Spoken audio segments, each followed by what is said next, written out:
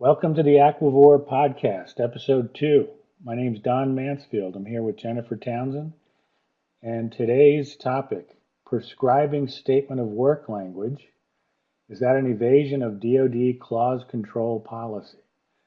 But before we get into that, I just want to introduce you to my company, and Jennifer will introduce herself and her company. I'm Don Mansfield, and I am the head of Don Acquisition, Federal Acquisition Training. I provide training in all sorts of government contract management topics. My courses, my premier courses are the Simplified Acquisition Procedures course and the DFARS course. I've been at this about 26 years. A lot of my time was at Defense Acquisition University. So I'm continuing to teach even after leaving the government. So please check my website out. I also have a blog on WIFCON if you want to check that out. And now, Jennifer, over to you. I am Jennifer Townsend. I also have a company teaching. My own background is John and I actually knew each other from working for the Navy and then also for DAU. But after a couple of years of teaching at DAU, I jumped back out into the career field and actually ended up working in a number of managerial positions. And at some point decided I would rather be the nice training lady instead of the mean manager making tough decisions or holding employees accountable. So I started my business contracting courses actually just quite recently. And my premier courses are one on the FAR clauses, which is quite interesting. I learned a lot creating the course. I thought I knew the clauses really well until I had to create a course around them. And then the second one is on the difference between commercial and non-commercial acquisition from a government perspective. What's unique about that is it goes into risk management, what it actually means outside of just the procedural differences. And so those are my courses. All right, thank you, Jennifer. All right, so back to our main topic. Speaking of clauses, so we have something that the Navy has been doing, and I'm going to bring up the NMCARs to look at. This is a recent example of the Navy prescribing statement of work language.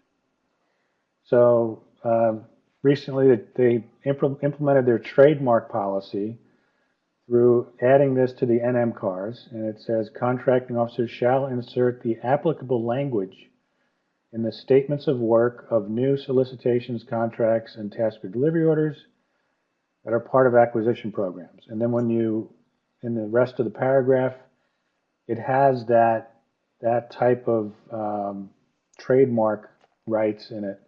Like it basically says that the contractor shall not assert any claim for a trademark, and then the contracting officer fills in the specific name of the system for whatever. Now the specific policy is not really what interests me. What interests me was that they're saying put this in your statement of work, basically, and they're not saying add this clause. So that kind of got me to thinking, all right, so what exactly is the Navy doing here? And if we look at another part of the NMCARs, we have a definition of clause, and it is defined as language which imposes a duty on the government or contractor and is not directly related to the production or performance of a contract deliverable as depicted in Figure 1. So we have a little figure here that is supposed to guide us in determining whether something in a contract is statement of work language, whether it's a clause, whether it's statement of work language that's just guidance, and whether it's text. Okay? So in this case, the Navy's saying this provision that basically says the the contractor can assert a claim for trademark, etc., is statement of work language. Okay, so looking at the graph, does it impose a duty on either party? So they're saying yes. I don't know if it necessarily imposes a duty. It more like it waives a right. But let's just say, yeah, it's something that there's a contractual promise there. Now I look on my x-axis of this form. Is it directly related to production of a contract deliverable? That's where I'm lost, because no, this doesn't relate to the production of a contract deliverable. It seems to me like it's just something. It doesn't even provide any kind of description of work. It's just making sure the contractor gives up a right.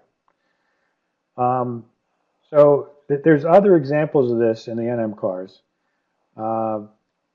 So this is just the most recent example of prescribing statement of work language that has nothing to do with describing work. So I kind of asked myself, like, why are they doing this? And my theory is that they're trying to get around the DoD policy for clause control. So back in 2015, we had DoD come out with a clause control policy that basically it made it so that if an agency, a military department or a defense agency, they wanted to use a clause, they had to go through the same type of rulemaking that DoD does for the DFARS and the FAR Council does for the FAR. And then it went through what is a significant revision. If the clause is going to be used on a repetitive basis, it imposes a new requirement for the collection of information, or has any cost or administrative impact on contractors or offers beyond that contained in the FAR or DFARS. So now if something meets that criteria, there's some red tape. You have to publish it in the Federal Register. You have to let the public comment on it. You have to deal with things like the Paperwork Reduction Act. There's executive orders you have to deal with. SBA gets a chop on it under the Regulatory Flexibility Act. And it's not a fast thing. So I think what's happening here is the Navy, and not just the Navy, I think other services are doing it. They're looking at this and say, I don't want to do that, so let's just say it's not a clause. And a lot of these local clauses are migrating to the statement of work. And okay, let's say that's happening. I don't know if DoD has a problem with that, but I think we still aren't complying with the law, because the underlying statute here is at 41 USC 1707, and it doesn't mention clauses. It just says a procurement policy, regulation, procedure, or form may not take effect until 60 days after it's published for comment in the Federal Register if it relates to the expenditure of appropriated funds and has a significant effect beyond the internal operating procedures of the agency issuing the policy, regulation, procedure, or form, or has a significant cost or administrative impact on contractors or offerers. Now, when this has come up in like court cases, it typically is a clause that is at issue. And it doesn't really matter what the agency calls it. What matters is that the agency is implementing some kind of policy or regulation or some procedure in their contracts. It doesn't matter how they're doing it. Now, this requirement, having said what the requirement is, it can be waived. And the waiver is if circumstances make compliance with the requirements impracticable. So in the case of a waiver, it says, and you can issue it on a temporary basis if the notice, there's a notice of the policy regulation procedure form in the Federal Register, and provision is made for a public comment period of 30 days beginning on the date on which the notice is published. So basically, like an interim rule. So you can, if you don't have time to wait for proposed rule, comments, final rule, you can go out with an interim rule and get comments. So I guess just to throw that out there, I mean, what is this what you see is happening? And, is it right? What are your thoughts on that, Jennifer? Well, I think, well, I mean, I don't know if we want to take even a farther step back or, and just go over the fact that there is not a definition of clause in the FAR or DFARS, which I think contributes to some of this confusion, which is why the Navy ended up defining its own, deciding to define clause. Well, let me go back. Like, there is a definition, right? Yeah, yeah. Let's take a look at that, Okay. and then kind of talk about some of the, I don't know if controversy is the right word, but going back to your earlier Nash and Sabinic article.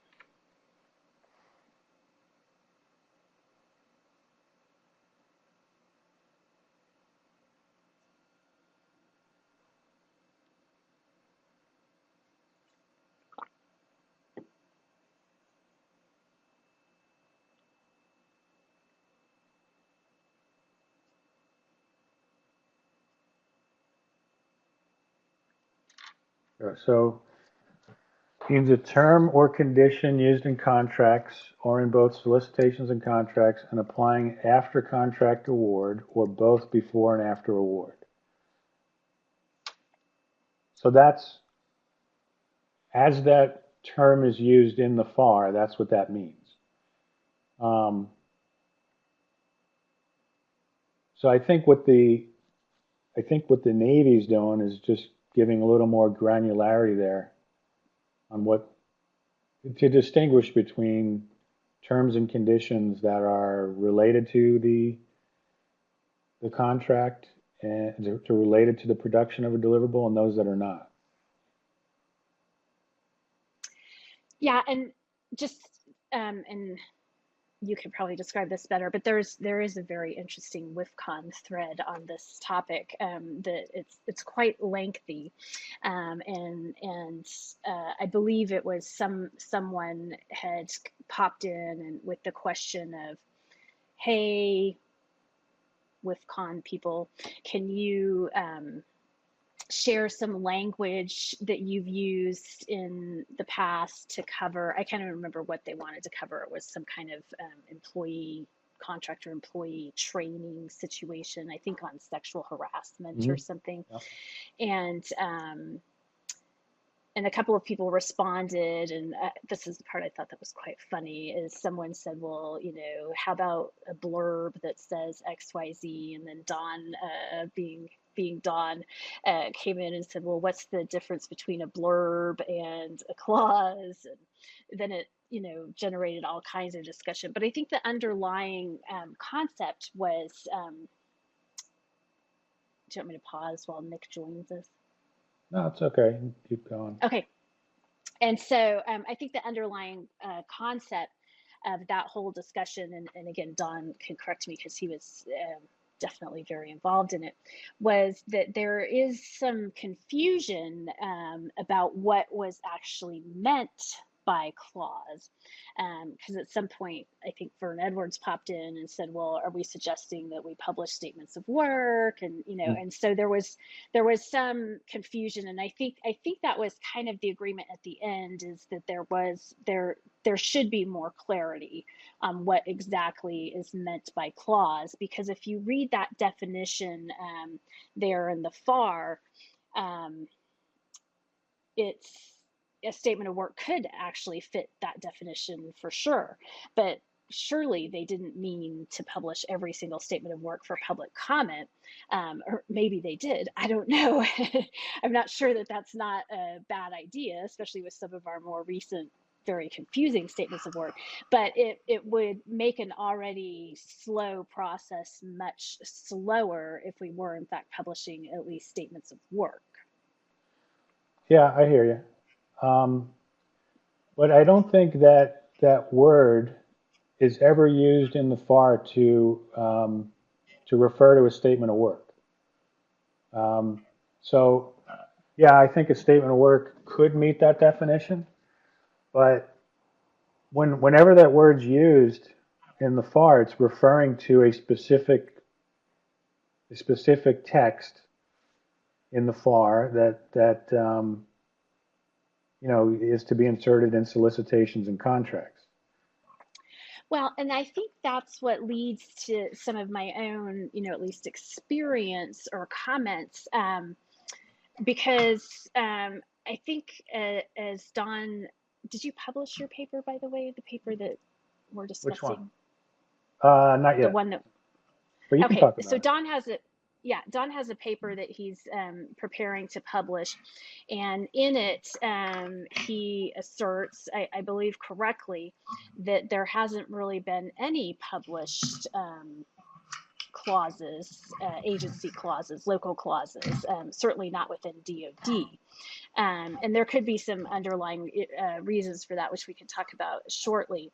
But I think the main, what I experienced in the Army was there were statements of work that actually outright contradicted some of the FAR or DFARS clauses, which I thought was, shockingly bad.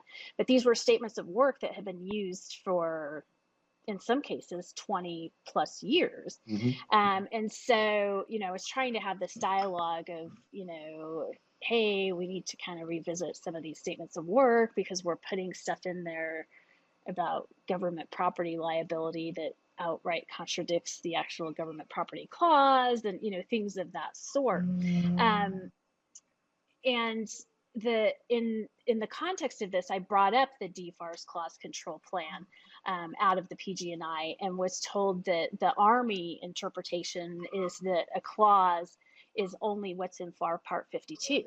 So anything that's not in FAR Part 52 is not a clause, and therefore doesn't need to be follow the rulemaking process or whatever. And I'd heard something, which this rang a bell in my memory. I'd heard that from some attorneys, not in my career.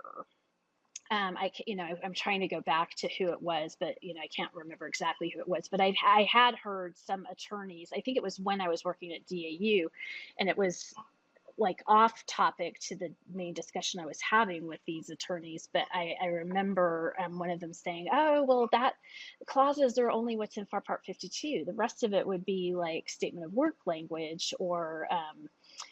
Something like that. So I think there is some underlying unpublished, thought out there, to include even attorneys, which shouldn't be shocking because the world is full of attorneys who disagree with each other. So just because one attorney has an opinion doesn't mean it's a correct opinion.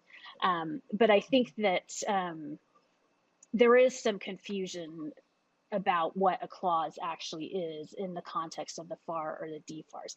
And I think contributing to that, sorry for being so circular in this dialogue, but I think contributing to that is it's not necessarily clear what exactly a statement of work is in the FAR either. Yeah. And some of that is because services, when the FAR was written, service contracting wasn't as prevalent or common as it is now.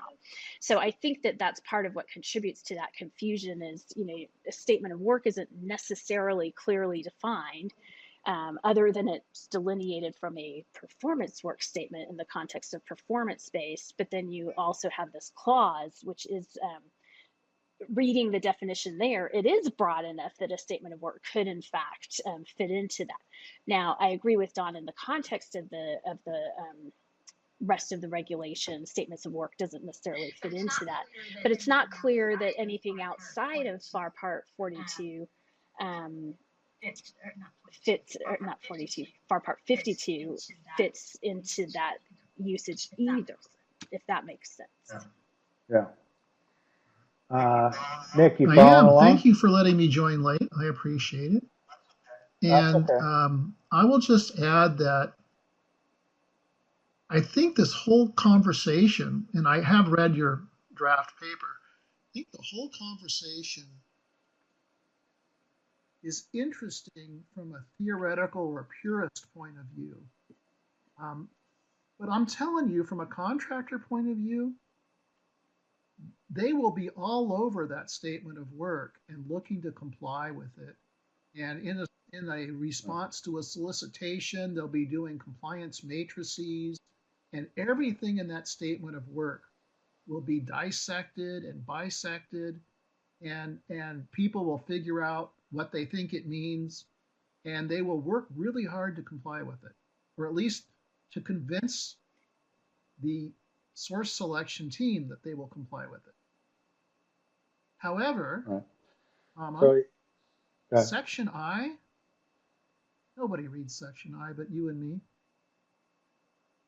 They don't know. Yeah, well, that was going to be my question, because I don't think you heard me. I think you popped on Sorry right if I missed before or that. right after I said that the Army certainly had statements of work that had language in it that was outright contradictory to Section I clauses. And I'm sure that's not just the Army that does that. So as a contractor, how often do you experience that? Okay. So they're just going Nick, I just to the conflict. I had to mute you when It's a purist. Nick. I'm sorry, I had to mute you when Jennifer was talking. I'm sorry. No, I had to mute you when Jennifer was talking because there was feedback. But you can go Sorry, ahead. my bad. I didn't hear it. Okay. Okay, I was muted.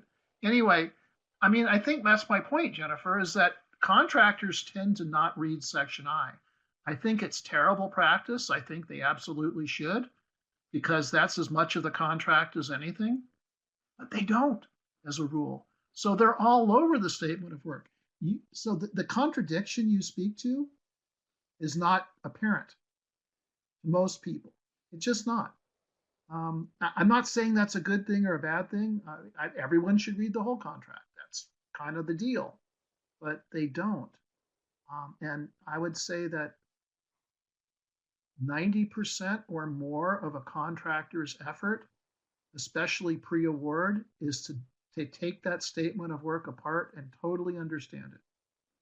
The rest of the So, contract, interesting. so,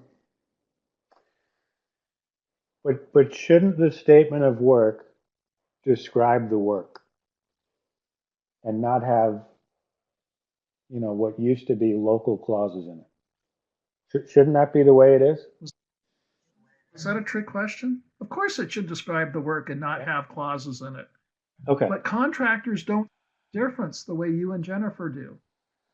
Right. The thing I wanted to mention, which I think is relevant, is when I was active in the National Defense Industrial Association, which is one of those industry groups, there was a special team that was the rogue clause team. Hmm. And so if a contractor encountered what you are describing, what they would call a rogue clause, then it would be escalated up and it would be presented to the USD AT&L at the time. It would go right up to the top and say, what are your people doing? I don't think that exists anymore, but it did exist 15 years. Yeah, actually part of FASA was to get a hold on what they called non-standard clauses. And it required the FAR Council to define the term and also come up with some kind of policy to control their use. And they didn't do that. They just, that never happened. Yeah, well, I think that, Um, yeah, I think there's a couple of issues that contribute to kind of this particular aspect of the discussion, which is one, I don't think people really know what's in the clauses as a general rule, which is why I wrote a class on it, because I felt that, you know, even contractors don't necessarily know or frankly care that much unless someone's going to show up and slap them on the hand about it, or if something goes horribly wrong and then the clause kind of bites you. And so I definitely agree with Nick in the sense that contractors as a general rule don't particularly care, and to some extent, even government 1102s don't necessarily care either. You know, they'll read the prescription and then pop it in there, but without necessarily fully understanding the scope of what that clause is requiring, or what cost effect it might have on the contract or the contractor. It's just more a question of is it prescribed or is it not?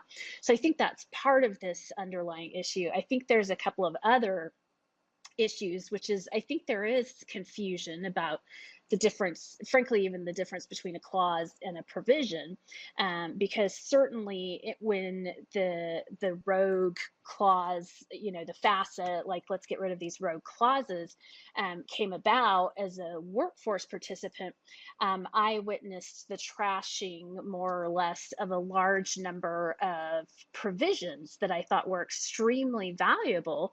And fast forward to right before I left the government just a year or two ago, I found myself lamenting that we don't have those provisions, kind of canned provisions about evaluation and source selection that were actually fairly well crafted and fairly well thought through, and had even withstood a couple of protests, and just made it.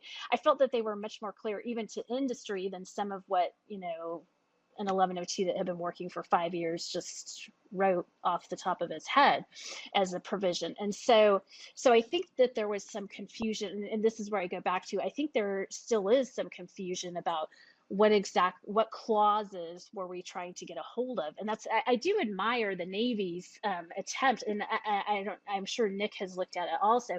I think the Navy's attempt to define a clause, above and beyond what's in the FAR is admirable. And I think as Don was saying, there's on its face, it appears to be reasonably good. Although, see where that text block is, and it says sections A through M, which in theory, those are all provisions, although that's what's very, the FAR itself is not necessarily consistent with itself, which I discovered actually only as I was writing this clause course, because if you look in section I, there's certainly a number of clauses that are marked as F clauses, as properly belonging in section F, and appropriately so, because those section F deals with deliveries, like date or required time or location for delivery. But if you're looking at the uniform contract format, it, like the title of A through more or less everything except I is not titled clauses. And so there you have like this lack of internal consistency, which I think contributes to some of this confusion. And when it's okay to use this statement of work language by follow the rulemaking process. Right. I think, all right, let's say the lawyers out there that are arguing that a clause is this, it's not this. Like if it's not in 52, it's not a clause. Okay. All right, fine. I'll go with that. Does it matter as far as compliance with the statute? Statute doesn't mention clause. Just says if you're going to have a policy, procedure, regulation, you have to give the public a chance to comment on it. And it doesn't matter how it manifests itself in a solicitation or contract. It really, call it whatever you want. I think if there's some kind of effect on contractors and offerers, it's got to go through rulemaking. I don't think that kind of argument is going to matter at a court. Oh, that's not a clause, it's statement of work language. Well, I mean, that's an interesting question, Don. What you said caused me to think, is that grounds for a pre-award protest or an agency protest? Um, Well, and I think that I think what you were I saying, think Don. potentially. Go ahead. Well, I think what you were saying is maybe is the answer to that from my perspective, because until an attorney argues it in front of a court, we don't really know what the court is going to Hmm, say. And I right. think there is, again, having lived in the world of government contracting and court cases where, you end up with case law to kind of help you interpret rules that can be vague, things that don't necessarily appear vague on their face at all, end up being much more vague and argued, and even courts decide in cases that, where that vagary, can be very telling. And so I think there is some, for me, if you're looking at this 1707, apart from the fact that it doesn't include the term clause, I do think there is vagueness to, I mean, obviously, no vagueness to expenditure of appropriated funds. That's very clear when you're spending appropriated funds. But then that significant effect beyond the internal operating procedures of the agency issuing the policy, regulation, procedure, or form, that can be argued, I think, and fast forwarding or rewinding, whatever the case may be, after the clause control plan was issued, and at some point in my past career when I was working for the Fourth Estate, Dodia, we certainly had some language that we felt should be, I felt, if you're reading even what's here in 1707, should be a clause. And so I was very excited actually, because I wanted to participate firsthand in the rulemaking process and watch this clause be drafted and published and people respond to it, only to discover that I was bitterly disappointed at the direction that we got directly from DPAP, which was that it didn't have an internal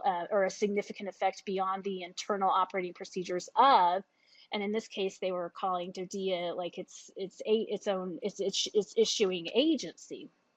And so they basically said, so you can just, your senior procurement executive person can just more or less approve the use of this clause, even on a repetitive basis. And so I think I think there's some interpretation associated with, well, what is a significant, well, what is the agency for purposes of this? And do some of those, delegations or, broad use of the term agency, particularly within DOD, and typically in my mind, when you're looking at 1707 or the statute, agency would be Department of Defense, vice any of these sub Right. agencies. But since there have been delegation to actually publish, sub agency supplements, the question then becomes, well, is a sub agency properly delegated that or not? And so again, when DPAP itself, now defense pricing and cost, or cost of pricing, or whatever they're called, is saying, oh, this, because in my mind it clearly should have been a clause. It had something to do with protecting school children, which is not common in DoD, but certainly not necessarily related to the statement of work per se. And it was going to, in my mind, it was going to have a significant impact, cost, and it met all of those things. But someone at DPAP, to include, I presume, an attorney review, came back and said, nope, your senior procurement executive can just approve the use of this clause permanently. So the other part was, or has a significant cost or administrative impact on contractors or offers. So they said no to that too? Yes, in that particular case, which again, what is a significant cost, in relation to the whole rest of the contract, you know what I'm saying? So I think there is sufficient vagary there that there can be, until it is argued in front of a court, there can be Right. reasonably compelling arguments made that certain things don't fit all three of those. Yeah. Yeah, I hear that. Go ahead, Nick. Well, I'm going to ask, if you don't mind. So what are the options here? So there's a protest, either pre-award or post-award, right? Probably pre-award would be more Right. logical. Somebody reads the citation and says, nah, this isn't right. But then there's this notion that the contract is awarded and the contractor breaches it in Right. that particular area, right? And the contractor argues what? I can't breach the contract in this area because it was an illegally promulgated And that's clause. worked. That argument has worked. And I think if you look at those court cases closely, I think where the contractor has successfully argued that is in where there was a significant cost to them and they were able to like quantify that cost. So what's unclear, and it was, I mean, there was no, like, if I were looking at I haven't looked at the court cases recently where they've said, hey, this was an invalid rule, you don't have to abide by it. They basically read the clause out of the contract, but there have been cases where they've read clauses into the contract, even those that had a significant cost. So they don't necessarily call, so it's unclear to me, and this just goes back to that lack of clarity. When there is even a significant cost, they've still read the clause into the contract, although sometimes they've called it an illegal clause, or, I can't remember the word Nash and Sabinic uses in their citations of it, but instead of finding the whole contract void, they'll, or they somehow call it like ratifying. I mean, I can't remember what they call it to deal with it when the court wants to read the clause in. And so, kind of my takeaway from that is, well, the court, I don't know that they're trying to affect case law so much as they're just trying to do what they feel is the right decision. So when there is a significant cost that really is not in the government's best interest, or maybe even if it is, but it's not, it's something that should be, gone through the rulemaking process, then they will go ahead and find the clause void.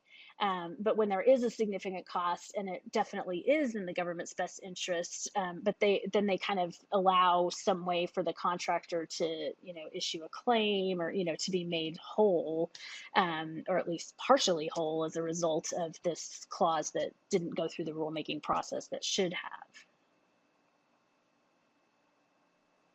Yes, Nick. Okay, well, I see we're running out of time, so I'm just going to make one Actually, more we started contribution and late. let you guys take it We home. started late, Nick. Have you been following? We have time. Yeah, thank you. All right. Well, I want to make the point about the Boeing litigation. Are you following the Boeing CAS litigation at all? So I'm not a lawyer, so this is not legal advice, and I wouldn't give good legal advice anyway. But so Boeing filed suit in the Court of Federal Claims because they had one of these cost accounting standards, cost impact things that do nothing but generate litigation. And they had multiple changes, and the government cherry picked which changes it wanted to claim were impacts that ignored the other ones. And Boeing said, no, you got to look at them all together. The government said, no, FAR 30.6 says we can't do that, right? So, story short, the Boeing sued on a number of grounds, but the Court of Federal Claims threw it out on summary judgment, saying if you disagreed with FAR 30.6 CAS administration, then you should have filed a pre-award protest before accepting the contract. Then they appealed it to the Federal Circuit, and the Federal Circuit reversed and remanded, saying no, there was no way that a protest would have been successful. The contracting officer was bound to follow what FAR 30.6 says. So there was no effective way to get a waiver, or there would be no remedy for filing a protest. So now the case is going to be heard on the merits, which I think is sort of on point to what we're talking about. Is Boeing's argument is that this is effectively an illegal clause, notwithstanding the fact it was promulgated through public But it comment. wasn't a clause, right? It's just, it was And in so, it was in the well, FAR, right? it's direction to the contracting officer. And so there is a clause associated with it, 52-230-6. But don't bring it up because we're going to lose everyone But who's I think participating because nobody I likes think that gas. FAR 31, I'm the only. yeah, what I was going to say is FAR 31 is definitely incorporated into the clause by reference, and so you could compellingly argue that it is, and the CAS stuff is in fact, and I think even the stuff in 31 is goes through a rulemaking process. So I think it will be very interesting to see how the case is argued as, hey, you lost your chance during the rulemaking process, because I mean, this could open a floodgate of like, hey, let's just revisit every clause that we didn't realize that we should have paid attention to, or whatever. No, it's going to be very interesting. I mean, I think, not apart from the not going into the cast specifics, but just going into the idea of, hey, did you lose your chance to be concerned about this when the rule closed?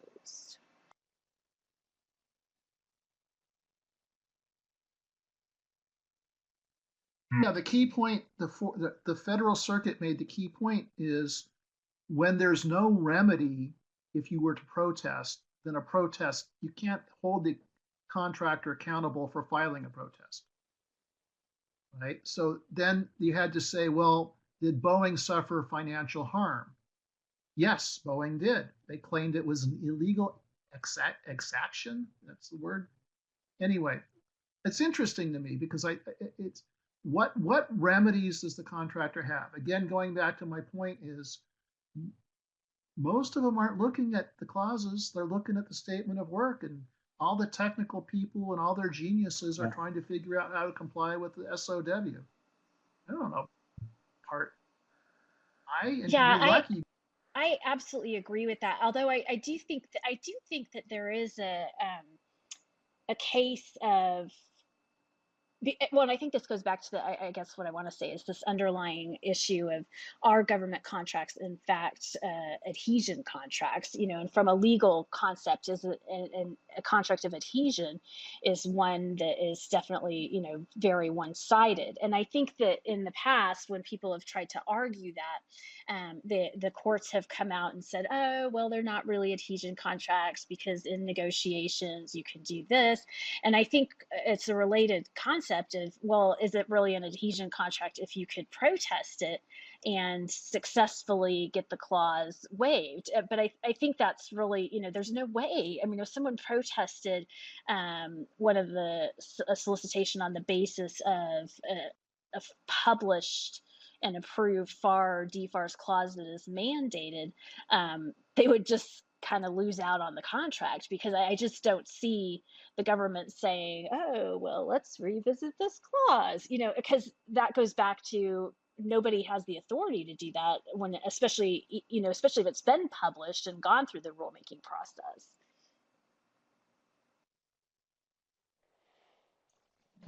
Well, I guess a court could potentially invalidate it, even if it went through the rulemaking. Like for the interest on claims, the FAR says, let me bring that up. The FAR says interest begins to accrue on a claim, interest on claims. These two things, when the contracting officer receives the claim or payment otherwise would be due. A court has invalidated that multiple times. There have been multiple cases where a court said, nope, that's not what the statute says, that's not enforceable. It's always when the contracting officer receives the claim. So I think, that I just don't think it's likely someone would protest do a pre-award protest on a clause that, didn't go through rulemaking, because why would they? They'll just price it into their contract. I think it's only a problem if it works out during performance, not in their favor. Well, I do think they That's protest. I've seen them protest language that's in the statement of work that is either, not yeah. doable or, for whatever. So, if it is in a statement of work, then I do see it being protested much more likely than, the clause, if that makes sense. Right. But to go back to the original. Go ahead. Well, you'd have to, I guess. Go ahead. The lawyers would have to argue that somehow that the government induced the contractor into the contract, hiding this requirement, burying it in the statement of work, instead of calling it out forthrightly in the list of clauses or other requirements. I guess that would have I think to be the argument would be that, I think the argument would have to be like, look, this is not, what's being done here is you're implementing some kind of policy, procedure, regulation in the contract. And that has an effect on me, a significant effect on contractors and offerers. And that was never publicized like it should have been. I think that's Yeah, your but I argument. think, I don't think you can argue, hey, look, this is a clause or not a well, I clause. think what Nick was saying would be like potentially the government's argument is like, hey, you had a chance to protest this, based on, you felt that it was an inappropriate rule or, whatever. So again, like I still feel like until a court decides and have had those express arguments made, there's still some room, for confusion there. But I think the underlying issue is, when should the rulemaking process be followed? Is the Navy's interpretation a valid interpretation? Should the FAR in fact be clarified? Because there certainly are times, even going back to the provisions, I think there are times where the standard FAR and DFARS clauses and even agency supplements, the ones that exist in some form or other, aren't necessarily sufficient to make it clear to both the contractor and the government, which because given the whole point of a contract is to have a clear meeting of the minds up front, I think, so that you don't end up in a litigation situation. I certainly think there's cases where and more, whether you use the word clause or provision or statement of work language, I think there is room for improved language, that may or may not fit the statutory definition or even the DFARS clause control definition. And then the question becomes, from a rubber hits the road, do you in fact have time to go through a rulemaking process? And does anyone in the chain above you have the appetite to go through the rulemaking process? So I think that unless or until the FAR or the statute or something, or until there's some court cases along this, you're gonna continue to see that statement of work language, rightfully or wrongfully, for various reasons.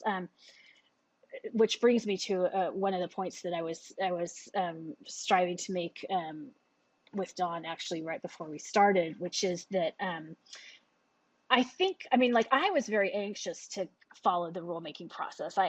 Probably because I'm nerdy and wanted to have that personal experience, but I just felt like it would be, it would be very interesting, and it was the right thing to do. I felt, even following the statute. So I was disappointed when DPAP came back and said, you don't have to do this, just have your senior procurement executive approve it. And on a related basis, as Don, a point that Don makes in his paper, which is an interesting point, is there have not been any that we could find anyway, approved agency clauses published since the DFARS clause control plan came out. And but at the same time, as with his paper, the Navy's even prescribing stuff to put into the statement of work. And so one of the underlying reasons for this could be the fact that the clause control plan came out when did it come out? In 2015. 2015.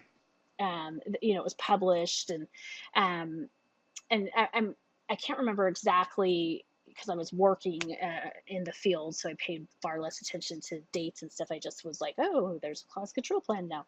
And so it came out, and then shortly after that, Trump was elected, and one of the very first executive orders that Trump issued was this 2-for-1 regulation prohibition, and which more or less said, hey, if you're going to publish a regulation, you have to delete 2 others. And so I happened to be at that point in time, I was attending a DPAP senior leaders meeting shortly after that executive order was issued, and I listened to the head of the DAR Council. I want to say her name was Linda Nielsen. I can't remember exactly, but I heard her say that she, it basically ground all rulemaking to a halt in DoD, and it took quite some time before they were able to even jump through the hoops to come up with 2 that they were eliminating to get that one through. And so there was a number of proposed FAR and DFARS cases that probably should have been issued, that we still want issued, that and by we I mean both industry and government want issued, but to clarify things and make things a little bit more understandable, again, like having that understanding, that didn't get issued. Biden has rescinded that order, so I expect we'll see. It should be very interesting now to see if there's going to be more of these clauses get published. But on a related note, at that same, I don't know if it was the same DFARS senior leader meeting or DPAP senior leader meeting or a different one, but some people were talking, and all the senior leaders show up there and ask questions, and there's it's a very interesting meeting to attend if you're nerdy like I am. But some of the senior leaders were saying, well, what about XYZ? And at the time, the head of DPAP, Claire Grady, said, oh, we'll just put that in the statement of work. So there was even very clearly an idea at DPAP that it was perfectly okay to put stuff in the statement of work. And as a matter of fact, even the services, the inventory for contract services that DoD was doing, they issued a memo prescribing that language go into the statement of work, which clearly had a huge cost. I don't know that they were trying to circumvent the rulemaking process. Well, maybe they were at the beginning, but then at some point they did publish it as a proposed rule, but then it got sidetracked by the 2-for-1 and laid to the side until industry finally said, well, hey, we're already doing this in SAM. Why do we have this separate one for DoD? Right. And so I don't know that they've issued the use the SAM one, but that's more or less what the memo that came out from DPC recently said. So yeah, there's a rule. There's a DFARS case now, and there was a proposed rule for service contract inventory reporting. But the proposed case, I think, was rescinded or canceled. Originally, yeah, but there is one now that came out recently. Oh, so I wonder, does it say use SAM? I'll have to relook at it or whatever, because I think they pushed there was a DPAP or a DPC memo that basically said, hey, we're going to use SAM, and so I thought, well, why don't they just use the SAM clause that the rest of the government is using? But I guess yeah. I was wondering about that service contract inventory reporting when I was doing research for this issue, because the NMCARS also says something about put this in your statement of work about service contract inventory reporting. And I went on Collaborate, which is like a discussion board for NCMA, and I'm like, what requires you to do this? And people were putting in like the FAR clause, and I'm like, no, that doesn't apply to DoD. So if you're a DoD contractor, what's requiring you to do this? And then people would put like a DoD instruction. I'm like, that's an instruction, an internal instruction for DoD. What requires you to do it in the contract? And, when it got down to it, people were just saying, they would post stuff in their statement of work that said, do this. And I think, that's a great example of, something that should have gone through rulemaking, presently is going through rulemaking because it meets the standards, the requirements for rulemaking, and didn't, never did. People have been reporting for years on service contract inventory, um, just by following what's in their Section H and what's in their statements of work. Well, I do think it's worth pointing out that there is an underlying statute. It's just that most of the people who responded weren't aware of that. And it's related to one of my most fascinating topics, which is service contracting in general, because there is a question at a congressional level as to what the size of the contracted workforce is, and Right. some of this came about after the OMB, not yeah, the moratorium on A76 studies was issued as after the Walter Reed scandal and a couple of other scandals that it turned out, there had been an A76 study and the performance had gone horribly south. And so at that point, Congress was like, well, let's figure out exactly how large the contracted workforce is. And so they passed, they as part of the NDAA, they passed a requirement to DoD to measure it. And fast forward, I don't know when that was, 2008, I think it was, the NDAA. And fast forward to DoD still really has no idea how large its contracted workforce is. Yeah. I think that if there's a statute that is underlying the rule, they're trying to implement a statute, that's a good reason for getting a waiver, right? That's the law provides for a waiver. If it's urgent and compelling and the circumstances make compliance with the requirements impracticable. So I think that's a good reason for an interim rule. Like, hey, look, there's a statute. We have to comply. But internal memo? Well, Don, I just want to mention that urgent and compelling thing is, I'm sorry, that urgent and compelling thing is misused more than anything I've ever seen in the rulemaking process. I mean, every time the DAR Council wants to implement an interim rule, suddenly it's urgent and compelling. Like it's ridiculous. There is no logical nexus between an interim Well, rule what if it's a and statute? Like they're trying to implement a published urgent and statute. compelling. 90% of the cases. Yeah, but let me ask you this question: if the statute gives you 120 You days, don't. why do you But have what to if it's issue an 1 year interim after? rule in 24 days? Right. Well, more often than not, it's 3 years after because it's about urgent and compelling, and it's not about Right. implementing a statute. It's about the politics of it, and you guys know that better than I do. So I'm just saying, I wanted to make the comment though. These interim rules, like what's the last one? The implementation of that executive order by the previous administration on the training.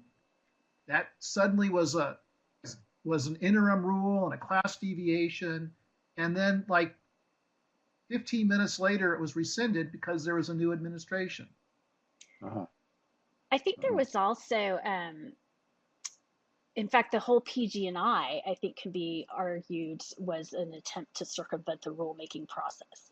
And it, I felt very cynical about that because that came about after there was some, infamous picture of then Vice President Gore standing on the White House lawn with a trolley truckload of all the regulations. And I'm certain the FAR and DFARS were in there somewhere.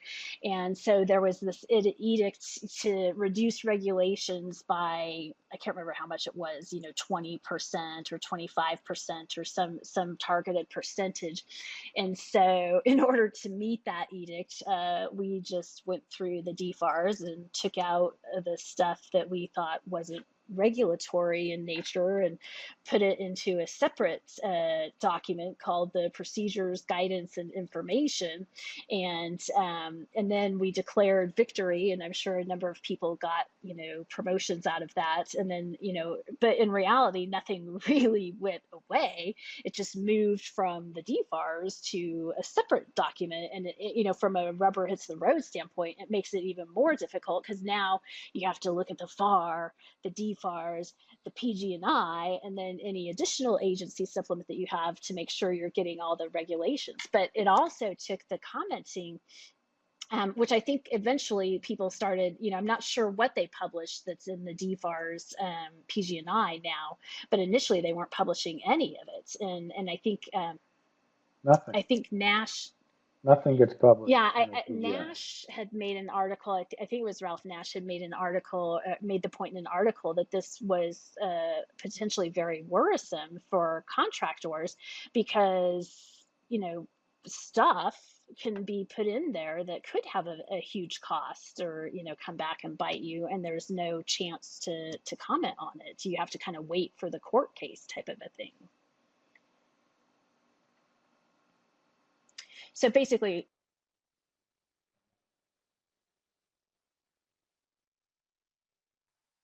Agree with you. I just wanted to point out contractors do not call it. I haven't referred to it as the PG&I Contractors either, call it the but piggy. technically that's right. It's the piggy.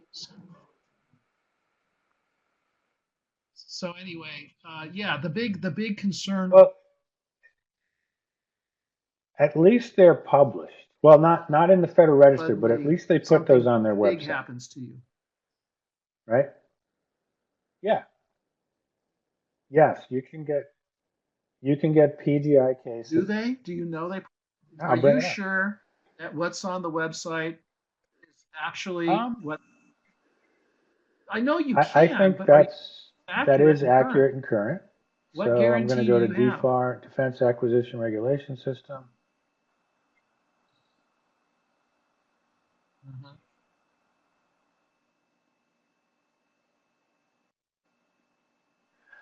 Well, they're technically making that call when they put it in the PGI. It doesn't meet the standards for publication.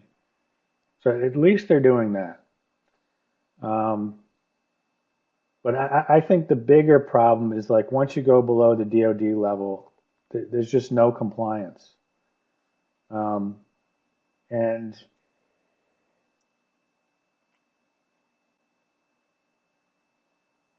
well, I don't disagree with you, and I think Jennifer's got the right of it. Some contractor is going to have to get in trouble for non-compliance with a statement of work hidden requirement that should be a clause, and they're going to hire some Beltway bandit attorney at $800 or $1,000 an hour, and they're going to go right to ASPCA or Civilian Board of Contract Appeals or Court of Federal Claims, and they're going to make these arguments. This is an illegal clause. But, right, but that doesn't make the clause enforceable just because you agreed to it. Like a court can only enforce a legal clause. Well, but I don't know that, but they have enforced illegal clauses in the past. So I think that's what I was trying to say is like, I think the court makes up its mind based on what they feel is the right answer at that point in time. They just don't, like when they've decided not to enforce it, they use the term illegal clause, but when they decide to enforce it, they use other terms, so I think that's really what it boils down to is I think that the court cases on where they decided to enforce it, they just used other language instead of saying, oh, well, this was an illegal clause or whatever. I'm not saying Yeah. it's right, but again, I just feel like there's clearly a precedence for avoiding the rulemaking process. The entire PG&I is, an example of that. And some of what's underlying it is this idea, which isn't necessarily an incorrect idea, that there's too many regulations and, too many clauses even. Having said that, Yeah. any attorney worth his or her salt would definitely say, if you have a chance to be more clear up front in outlining the expectations of the party, you absolutely should do so. And so this rulemaking process adds a wrinkle to government performance of writing contracts that doesn't exist in private industry.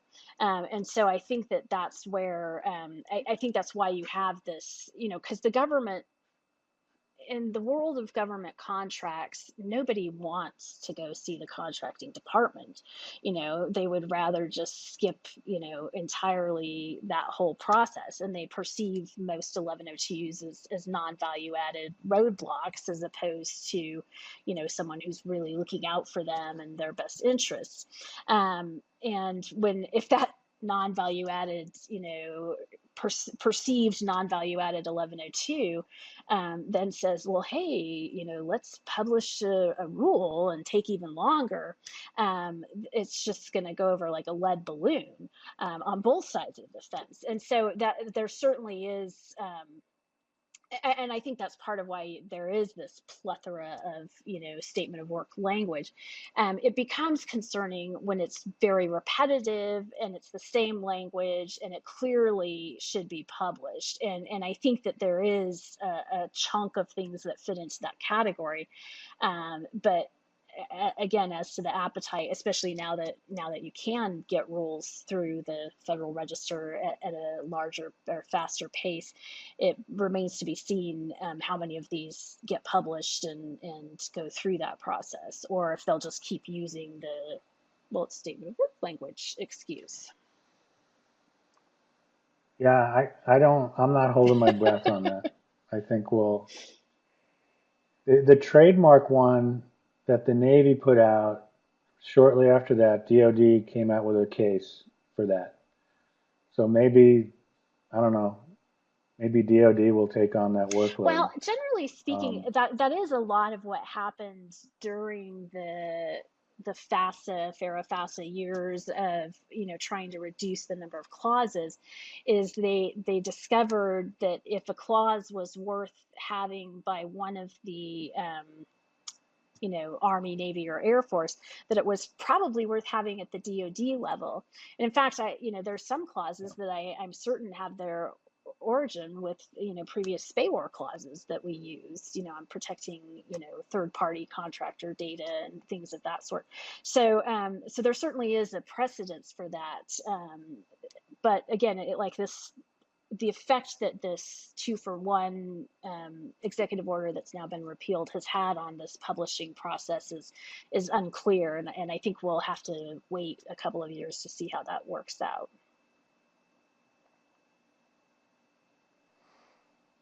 All right, so any closing statements? I think we're up to an hour by now.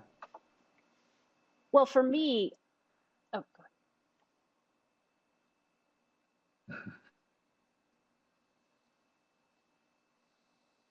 Thank you, Your Honor. I wish to make a closing statement.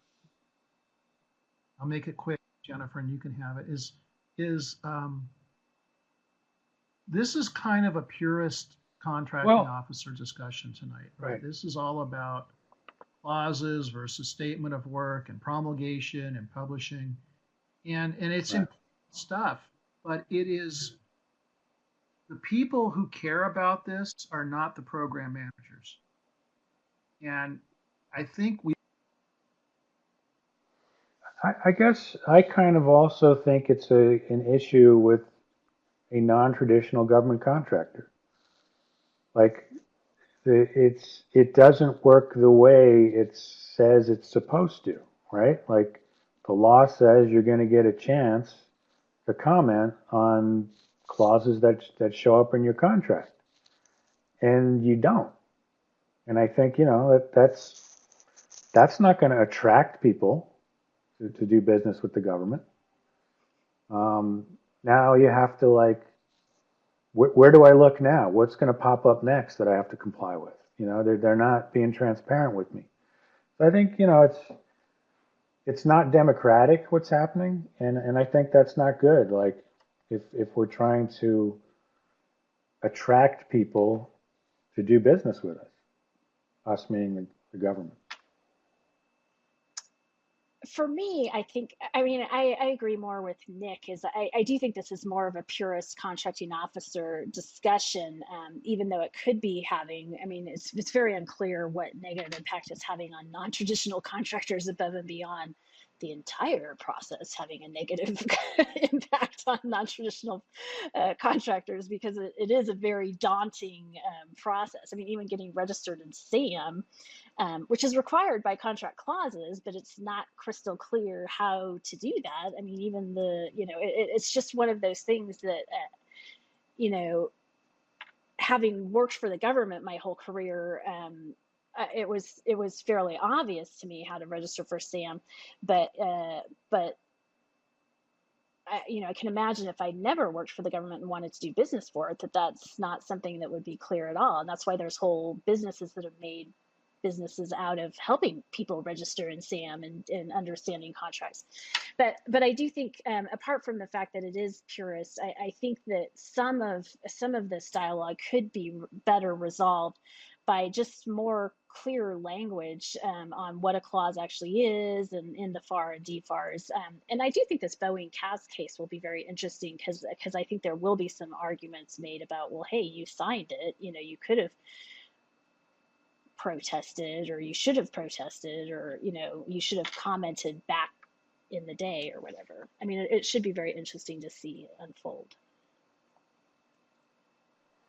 The whole thing that got me interested in rulemaking and clauses and local clauses, it was going to NCMA CART meetings, and there would be people there like, did you see that new SPAWAR clause?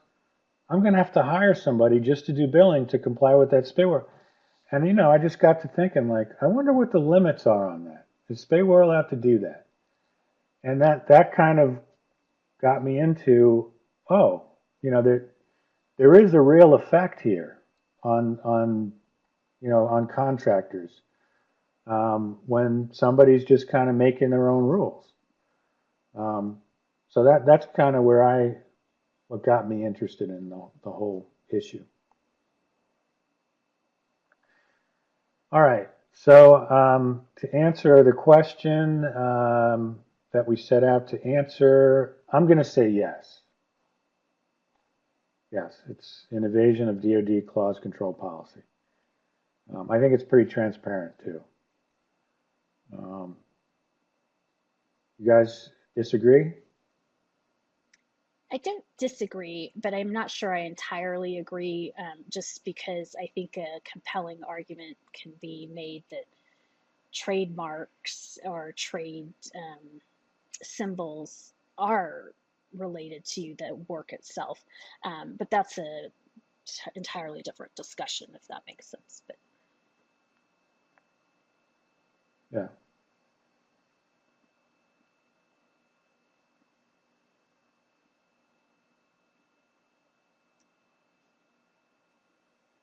Well, I agree with you. And, I actually think the interesting discussion tonight was the PGI, and whether changes to the PGI are just as much in violation of this as some local authority promulgating a requirement in the state.